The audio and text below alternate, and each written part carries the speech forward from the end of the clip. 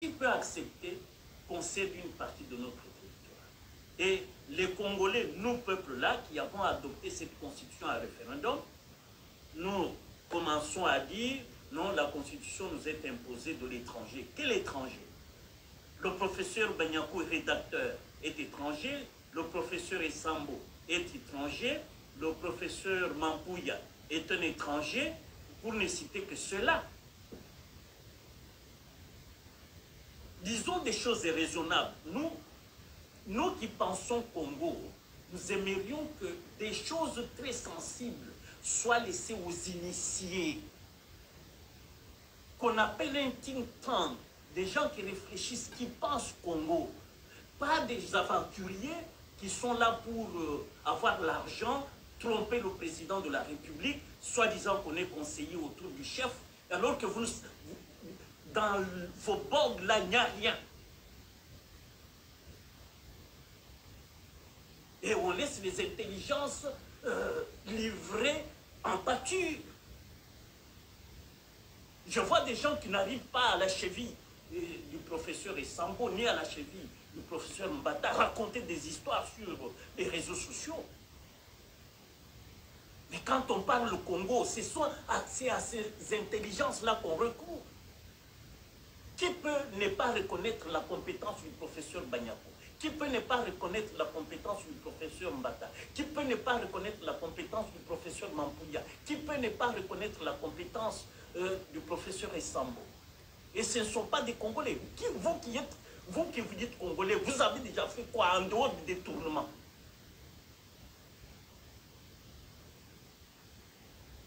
Donc il faut respecter les gens qui ont usé de leur culotte sur les bancs de l'école et qui pensent Congo, parce qu'il y en a qui ne pensent que Congo, c'est un reste.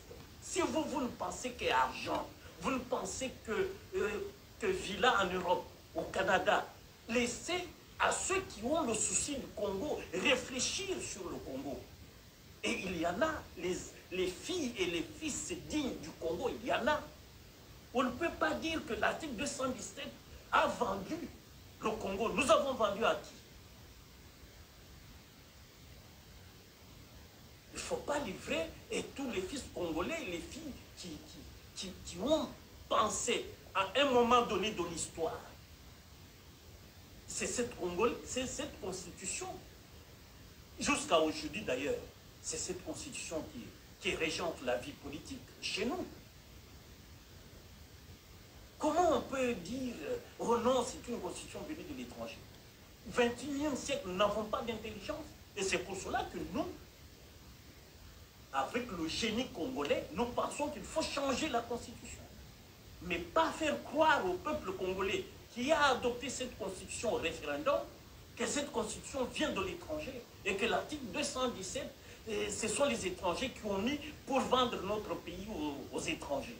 Céder une partie de notre territoire. Si vous ne connaissez pas, vous n'avez aucune maîtrise de français, taisez-vous. Justice. Et Guillaume Odimo l'a dit ici, quand on doit aller porter plainte, à part les quelques... On devait en principe être soumis aux Pays-Bas.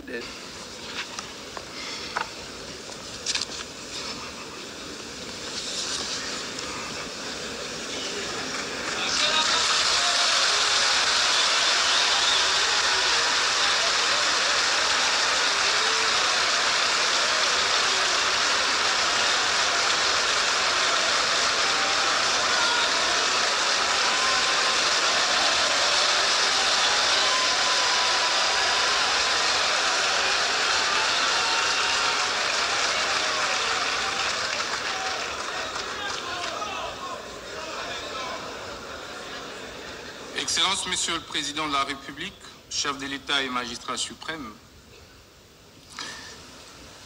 Excellences, Madame la Première ministre, honorable Président de l'Assemblée nationale, honorable Président du Sénat, Excellences, Messieurs et Dames ambassadeurs et chefs de mission diplomatique, Monsieur le Président de la Cour constitutionnelle et président du Conseil supérieur de la magistrature, honorables députés, honorables sénateurs, Mesdames et Messieurs les membres du gouvernement, distingués invités en vos titres et qualités respectifs. Qu'il me soit permis, Excellence Monsieur le Président de la République, magistrat suprême, de vous exprimer toute ma gratitude. Gratitude à cause de ma nomination en qualité de ministre d'État, ministre de la Justice et garde des Sceaux de la République démocratique du Congo. Vous avez risqué, alors que personne ne pouvait parier sur un jeune député issu des rangs de l'opposition politique, afin qu'il se voie confier ces lourds et grands portefeuilles régaliens, celui du ministère de la Justice. 5 mois après, Excellence Monsieur le Président de la République, je pense que votre choix fait plus que jamais l'unanimité. L'unanimité par l'adhésion populaire que les différentes actions et initiatives du ministre, votre ministre de la Justice, requièrent dans l'opinion. Excellence, Monsieur le Président de la République, permettez-moi également de vous rendre hommage pour votre sens élevé de patriotisme. C'est une première dans notre histoire politique que d'avoir un chef de l'État, un président de la République, qui affronte de manière aussi viscérale un ennemi, M. Paul Kagame, qui a tant endeuillé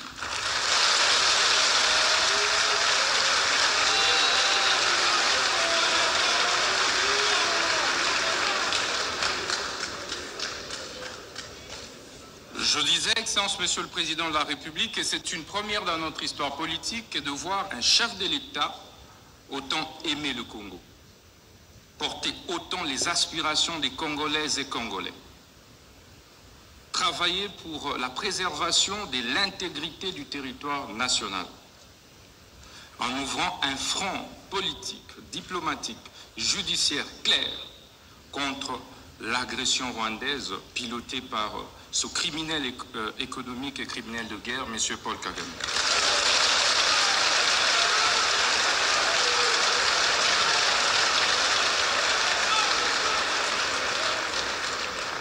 Excellence, Monsieur le Président de la République, je puis vous rassurer que vous n'êtes plus seul sur le front judiciaire.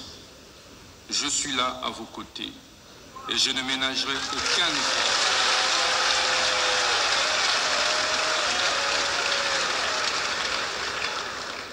pour que la République démocratique du Congo, au travers de votre autorité, puisse gagner cette bataille injuste, cette guerre injuste et illégale qui nous a été imposée injustement à cause de nos ressources naturelles.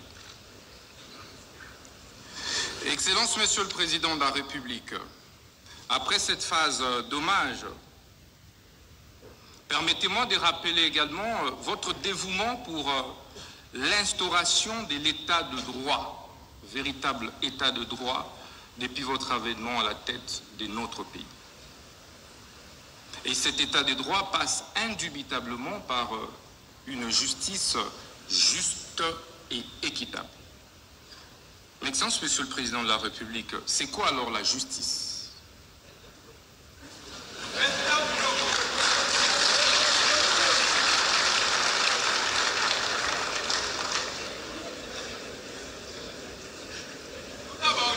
La justice est un terme polysémique, comme l'a dit le bâtonnier national, qui implique un certain nombre d'acceptions. Au-delà de la légalité, elle implique l'éthique, la morale, l'équité. C'est pourquoi un acte peut être légal, mais être injuste, parce qu'il ne comporte pas d'autres acceptions et composantes de la justice. Mais au sens formel, Excellence Monsieur le Président de la République, la justice devait être comprise comme ce système, cet ensemble de systèmes composés et constitués des corps des magistrats, des avocats, des huissiers, des greffiers, des OPJ, des APG, j'en passe, en vue de créer l'équilibre dans la société, en vue de créer l'apaisement et la paix sociale dans la société. C'est pourquoi, partout au monde, y compris dans notre société, le constituant et les législateurs congolais ont créé ce qu'on appelle la séparation des fonctions pour éviter des abus de la part d'une composante. Vous avez donc le juge qui a pour fonction de dire le droit et rien de plus. Et sa décision ne peut pas être exécutée par lui-même. Il faut donc un huissier de justice pour exécuter sa décision. C'est pourquoi un magistrat debout ne peut pas lui-même exécuter son propre mandat. Il faut donc un APJ, il faut donc un IPJ pour exécuter son propre mandat. C'est pourquoi il faut des greffiers pour pouvoir apposer des formules exécutoires sur des décisions des justices et poser d'autres actes extrajudiciaires. Excellence, Monsieur le Président de la République, c'est toutes ces composantes qui constituent ce qu'on appelle justice. Parce qu'en réalité, sans une composante, le système est défaillant. Si aujourd'hui les avocats décident des n'est plus prestés, la justice sera handicapée. Si les greffiers font la même chose, la justice sera handicapée. Si les magistrats grèvent, ça va être la même chose. Donc la justice, c'est un corps, c'est comme un corps humain, où chaque membrane joue un rôle essentiel. C'est pourquoi la conviction qui est la mienne, Excellence, Monsieur le Président de la République, est que c'est tout ça qui forme en réalité le pouvoir judiciaire. Mais comment créer l'équilibre? Welcome to day 3 of the FII conference here in Riyadh. I'm Kimberly Leonard from the PIF.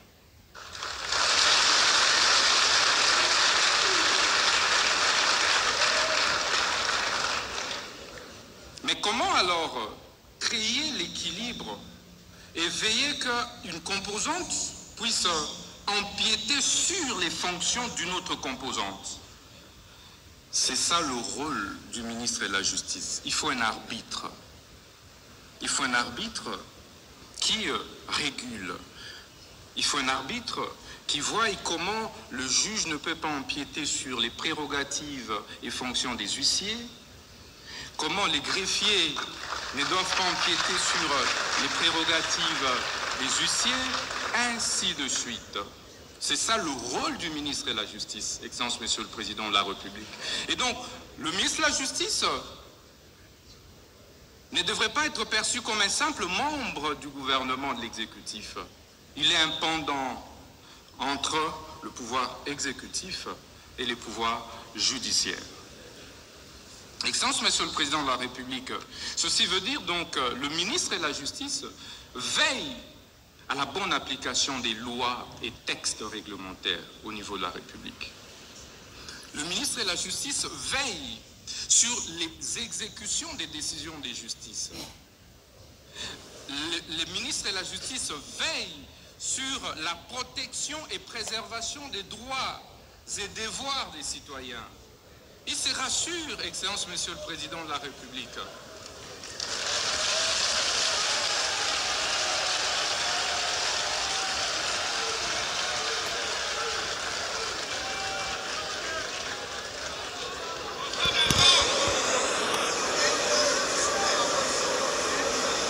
Je disais donc que le ministre de la Justice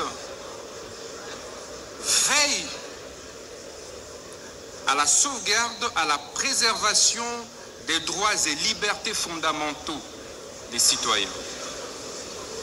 C'est donc le protecteur des faibles. C'est donc le protecteur des démunis. Mais ceux qui pensent que la justice est réservée à une certaine classe, à une certaine catégorie. C'est cela aussi le rôle du ministre de la Justice. Excellence, Monsieur le Président de la République, chef de l'État et magistrat suprême, qu'en est-il de la justice en RDC?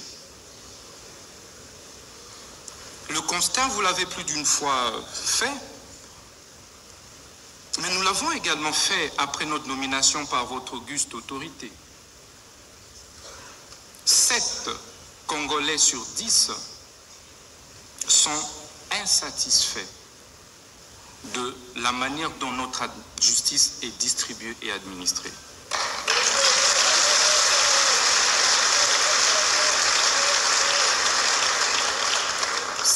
Congolais et Congolais sur 10 ne se retrouvent pas dans la justice telle que distribuée et administrée aujourd'hui en République démocratique du Congo. D'où les différents jérémiades, les différentes plaintes, parfois les différentes tensions sociales observées au sein de notre société. Mais quels sont certains mots observés depuis que nous sommes ministres de la Justice? Vous avez, Excellence, Monsieur le Président de la République, des spoliations des biens, des publics comme des privés, des maisons des paisibles citoyens, parfois qui sont spoliées de manière injuste et illégale. 90% des plaintes que nous recevons résultent des spoliations des maisons des particuliers. Vous avez des arrestations arbitraires. Excellence, Monsieur le Président de la République. Parfois qui ne respectent pas les normes, les délais, qui sont pourtant prescrits par nos lois et par la Constitution. Vous avez la surpopulation carcérale, où dans des prisons, des prisonniers sont entassés tels des sardines, et parfois certains en meurent par étouffement. Vous avez, Excellence, Monsieur le Président de la République, des saisies intempestives des comptes et des avoirs, aussi bien des sociétés privées que publiques, et même des services publics. Vous avez, Excellence, Monsieur le Président de la République, également des mauvaises conditions de vie et de travail des différents acteurs de la justice. Lorsque les magistrats tombent malades, il est obligé parfois de fournir beaucoup d'efforts pour se faire soigner. Lorsqu'un magistrat meurt, ils sont obligés de se cotiser pour pouvoir enterrer l'un des leurs.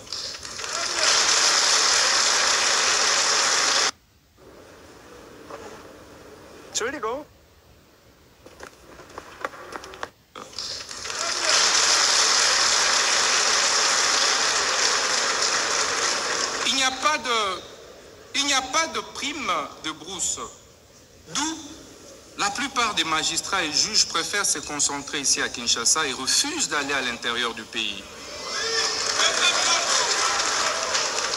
Et donc, dans la plupart des juridictions à l'intérieur du pays, il n'y a pas de juges.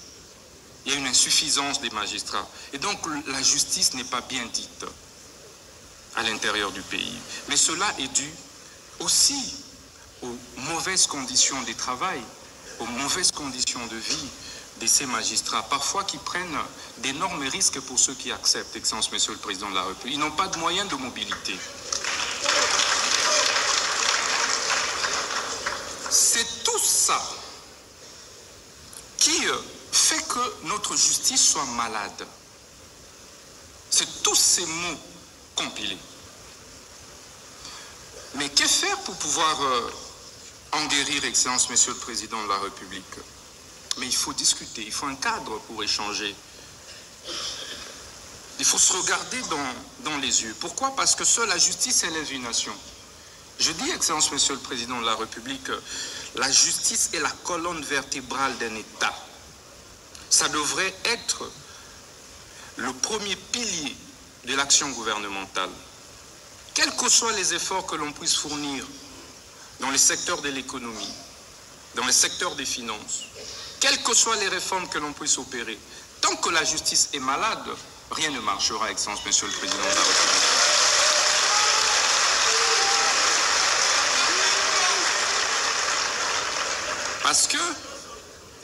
Parce que l'impunité, les détournements, la corruption ont malheureusement élu domicile au sein de notre justice. Et il sera ainsi difficile de pouvoir impulser le développement de notre République sans toucher de fond la réforme de la justice. Donc, il nous faut du courage, il nous faut de l'audace, puisque nous n'avons que ce pays, de nous regarder en face et de nous dire les problèmes c'est à tel niveau et la thérapie est là. Et accepter que cette thérapie soit administrée de manière ferme, claire et sans faille, Excellence, Monsieur le Président de la République.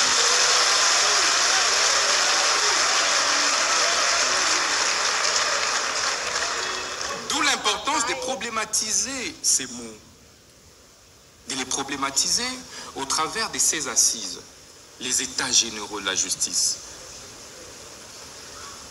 Ces états généraux qui interviennent, Excellence, 9 ans après ceux qui ont été organisés en 2015, sont une première du genre pour votre Excellence, depuis votre avènement à la tête de ce pays. C'est donc un moment particulier pour que nous puissions ensemble, de manière concertée et en synergie, faire les diagnostics réels des maux qui rongent notre justice, faire l'autopsie de notre justice, afin de pouvoir en proposer de manière claire une thérapie de choc qui pourra faire mal, Excellence, Monsieur le Président de la République. Mais comme vous le savez, lorsque un citoyen, un compatriote est malade et que vous lui administrez plutôt du lait, il ne va pas en guérir. Il faut donc lui administrer la quinine. Il faut...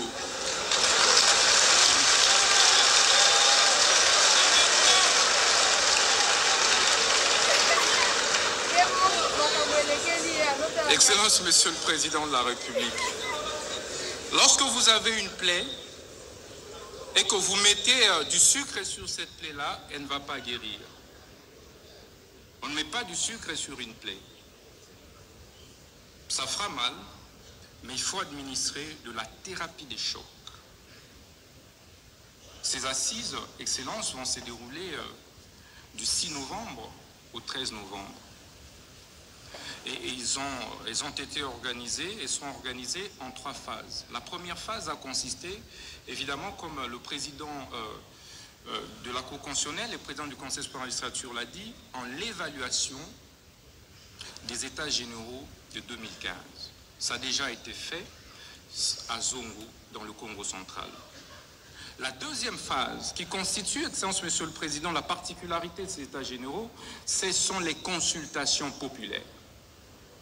Contrairement aux dévanciers, ces états généraux ont requis l'implication, la participation du citoyen lambda, de la maman maraîchère, du justiciable de la rue, de cette femme veuve, de cet enfant orphelin, mais victime d'une spoliation de sa maison parce que son père est décédé et qu'il n'a donc aucune protection, et que les oncles sont arrivés, et que certains avocats sont intervenus, et que certains juges, certains huissiers, certains greffiers sont intervenus pour pouvoir participer à l'expropriation, aux spoliations de cette maison.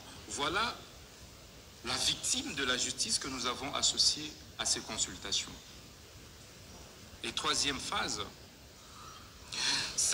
sont ces assises proprement dites, qui vont se dérouler ici, dans ce majestueux cadre du centre financier, et qui vont se clôturer le 13 novembre au Palais du Peuple. Pourquoi Palais du Peuple? Parce que la justice est rendue au nom du peuple et exécutée au nom du chef de l'État, que vous êtes le magistrat suprême. Excellence, Monsieur le Président de la République, depuis notre avènement au ministère de la Justice, nous avons mené quelques réformes courageuses. Des réformes et des actions, des initiatives parfois douloureuses.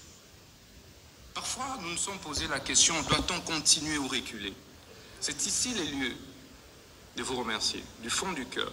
N'eût été votre soutien immanquable, je démissionnerai du gouvernement, Excellence, Monsieur le Président.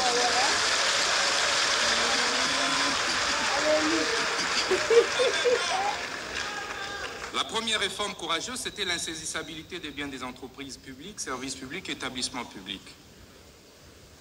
Aujourd'hui, le taux des saisies exécutions contre nos entreprises publiques a sensiblement baissé et nous avons réussi à sauvegarder les biens et fonds des entreprises, services et établissements publics.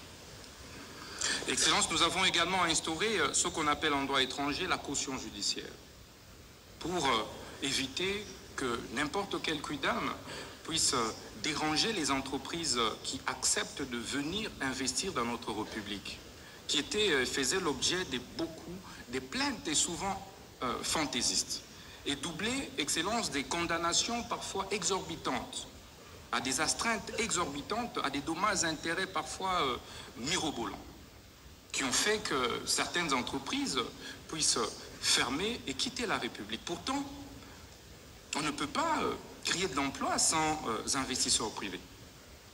Et donc, ça a été notre devoir, sous votre impulsion et vos instructions, de pouvoir réformer sur ce plan-là. Nous avons également procédé à la bancarisation de tous les frais de justice, qui est un processus. C'est difficile parce que c'est une réforme. Mais au bout de compte, nous allons y arriver. En si peu de temps, là où nous avons réussi à bancariser, Excellence, Monsieur le Président, nous avons décuplé les recettes qui relèvent du ministère de la Justice. Nous avons également, Excellence, sous votre impulsion, amorcé des actions de désengorgement. Des désengorgements de nos maisons carcérales, de nos prisons. Ça a été difficile. Aujourd'hui, Excellence, la prison de Makala, qui constitue une épine, en fait, pour le gouvernement, votre gouvernement, ne constitue plus un problème comme avant. Parce que nous avons, grâce à votre impulsion, pris des décisions et des mesures courageuses, celles de désengorger. Aujourd'hui, il n'y a plus de morts dans la prison de Makala par étouffement, Excellence, Monsieur le Président. Bei Husten und Bronchitis vertraue Prospan, der Nummer 1 von Eltern. Das Leben ist zu schön zum Husten. Nous nous sommes également employés. En ce lieu n'est pas un simple acte protocolaire destiné à être inscrit dans les lettres de noblesse du ministère de la Justice. Elle est plutôt le symbole de mon engagement ferme de restaurer la justice de notre pays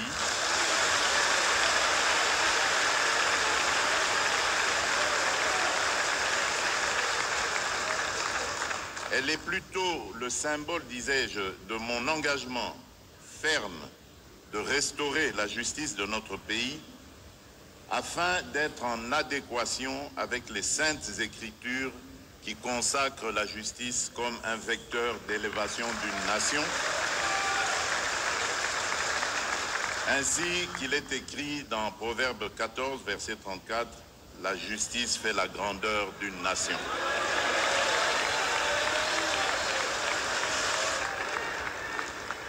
Le peuple congolais, au nom de qui, conformément à l'article 149 alinéa 3 de la Constitution, la justice est rendue, exige une justice qui porte haut les valeurs d'intégrité, d'impartialité et d'équité.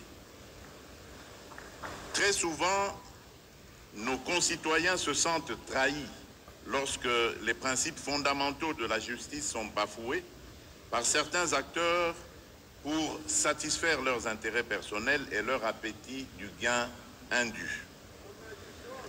En tant que magistrat suprême, c'est avec détermination que je me tiens ici pour affirmer que notre appareil judiciaire sera restauré, bon gré, mal gré.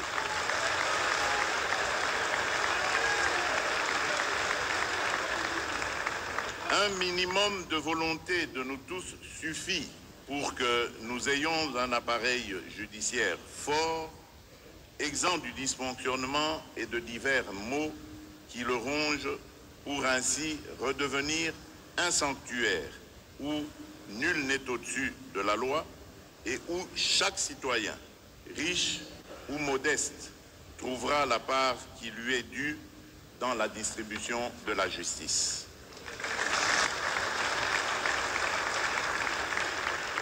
Malgré quelques avancées, les défis demeurent immenses et pressants.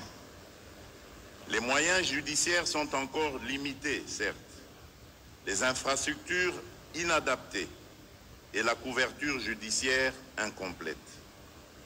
À cet égard, j'ai instruit le gouvernement d'accélérer la construction de nouvelles infrastructures judiciaires et surtout la construction d'établissements pénitentiaires pour résoudre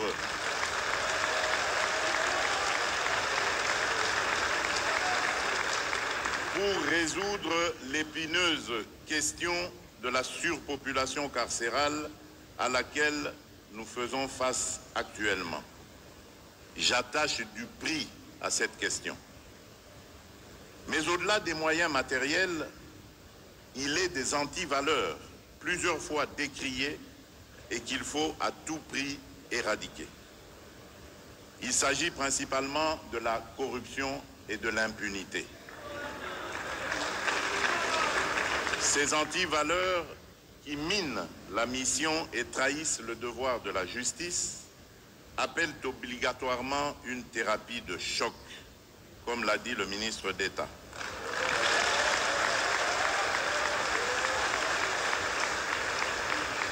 Mon engagement à ce sujet est solennel et inflexible. Notre justice sera purgée de ces fléaux pour que le statut du peuple congolais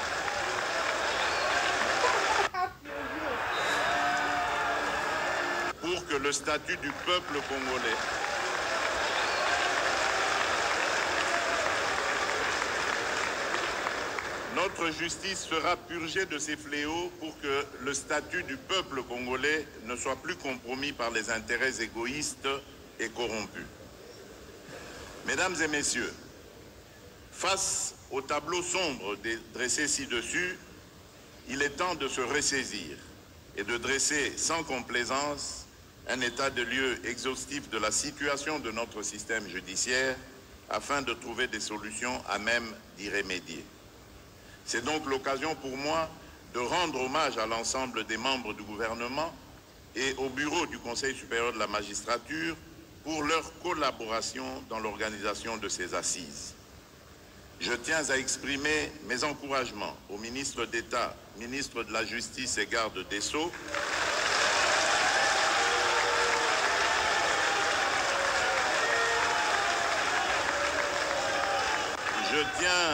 Je tiens à exprimer mes encouragements au ministre d'État, ministre de la Justice et garde des Sceaux, pour cette initiative d'organiser pour une énième fois les États généraux de la justice après ceux organisés en 2015.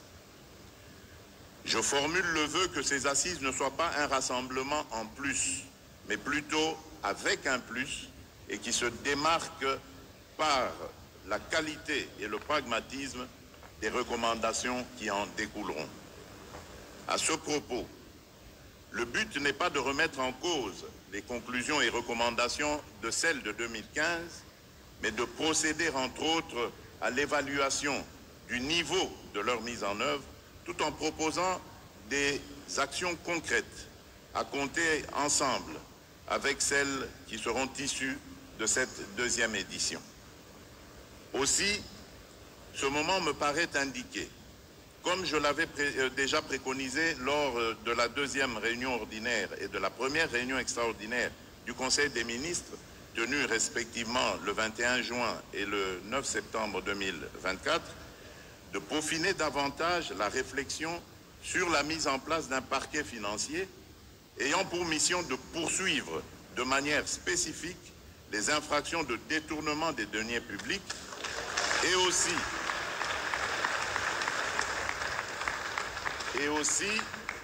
sur la possibilité de créer un service national du renseignement pénitentiaire qui devrait être capable d'anticiper et de prévenir des évasions à répétition que nous connaissons et qui aura notamment pour mission de coordonner efficacement la surveillance et la sécurité au sein de nos établissements pénitentiaires. Par ailleurs, nous devons également penser à moderniser notre appareil judiciaire, notamment en y insérant l'utilisation de technologies numériques pour faciliter les procédures et réduire les délais de traitement des affaires. Ces trois exemples ne devraient pas limiter l'imagination débordante de ces assises.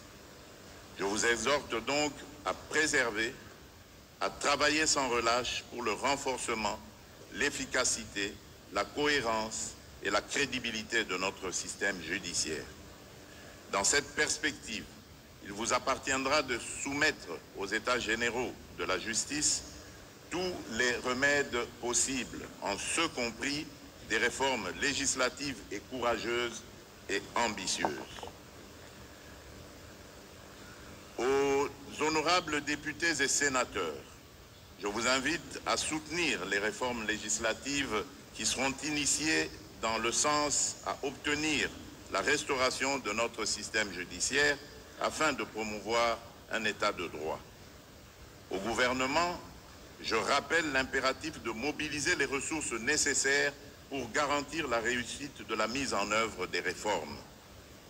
Aux magistrats et aux autres acteurs judiciaires, je rappelle solennellement que le peuple congolais attend de vous une justice qui apaise et qui rassure, une justice qui inspire confiance par votre compétence, par le bannissement des actes de prévarication et par le respect intransigeant des valeurs éthiques que vous devez incarner sans faille. Le Congo ne va plus tolérer ni l'incurie, encore moins la complaisance. Chaque décision, chaque acte, chaque parole doit être le reflet de l'intégrité et de l'honneur que vous êtes appelés à incarner. Personnellement, et que, loin d'être la risée de la société, vous pouvez encore donner le goût de ce noble métier à nos enfants pour qu'ils aspirent à devenir des magistrats et à appartenir à votre corps d'élite. La nation vous observe et sachez que tout manquement, toute défaillance, tout compromis avec la probité et la droiture sera désormais sanctionné.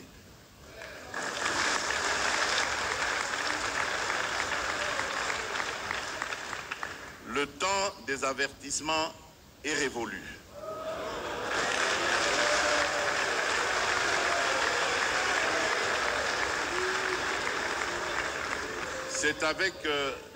C'est avec une fermeté sans concession que seront prises les mesures nécessaires pour extirper des rangs de la justice ceux qui trahiraient leur mission et par ricochet leur serment. Le Congo attend de vous une justice implacable contre la corruption et l'impunité. Une justice qui ne recule devant aucune pression, devant aucun intérêt autre que celui de la vérité et du droit. Une bonne justice constitue le gage des institutions fortes pour le pays. À nos partenaires, je réitère notre gratitude pour votre soutien constant et indéfectible.